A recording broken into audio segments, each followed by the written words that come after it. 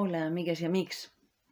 Per alleugerir aquest inesperat confinament, des de ma casa del Montgó, vull compartir amb vosaltres unes lletres que li vaig dedicar a aquesta muntanya que m'acull en les seues vessants des de fa tants i tants anys.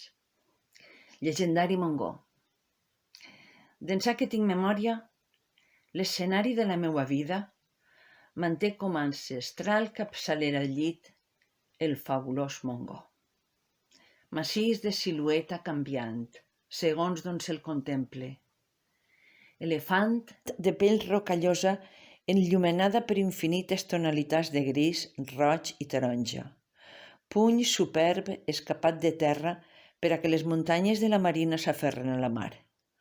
Tortuga missatgera dels déus que s'oreja amb l'aire salobrenc.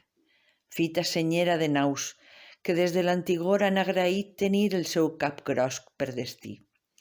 Sentinella de perfil humà amistançat en Segària i el Puig de la Llorença, que es deixa veure des del Penyal d'Eifac, Oltà, Bèrnia, la Serra del Faro, la Serrella, el Puig Campana, l'Aitana, el Benicadell, el Mondúber, que guaita eternament Eivissa, i la costa valenciana des d'Alacant fins més enllà de Castelló.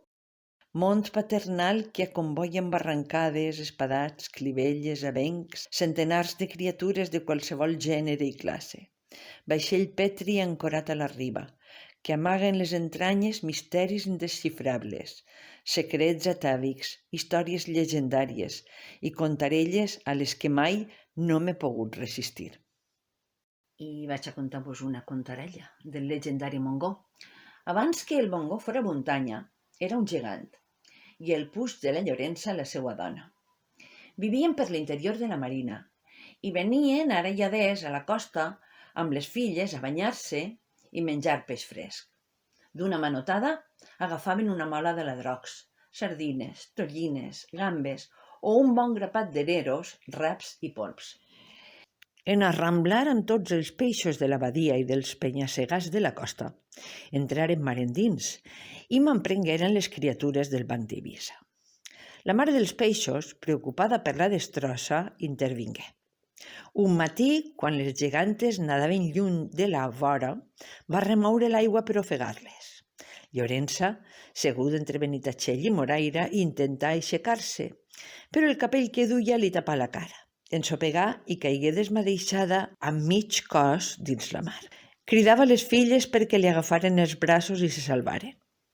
Montgó, jagut entre el pla de Xàbia i el de Dénia, aixecà el cap per saber què passava. La mare dels peixos no perdé temps, llançà un raig i convertí la família de gegants en pedra.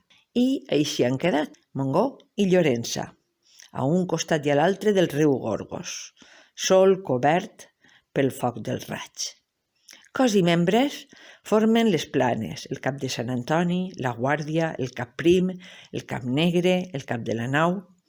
Les filles són les illes d'enllà a l'horitzó. Montgó no els lleva l'ull, per si en qualsevol moment la mare dels peixos es perdona i tornen a ser qui eren.